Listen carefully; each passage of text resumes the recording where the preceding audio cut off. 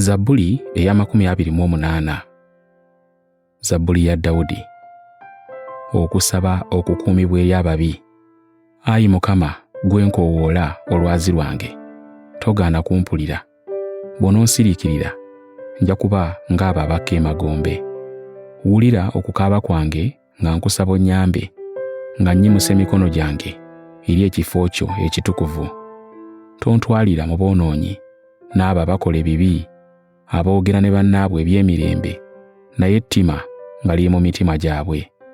Ababonereze ng'emirimu gyabwe bwe giri, era ng'obubi bwabwe bwe buli. Bawe empeera esaanira emirimu gyabwe. Kubanga tebalowooza mirimu gya Mukama, newaakubadde emikono gye bye gikola, alibamenyaamenya so talibazimba. Atenderezebwe Mukama, kubanga awulidde bye mmusaba. Mukama ge maanyi gange era ye ngabo yange. Omutima gwange gumwesiga, annyamba. Omutima gwange kyeguva gusanyuka ennyo, n'ayimbanga okumutendereza.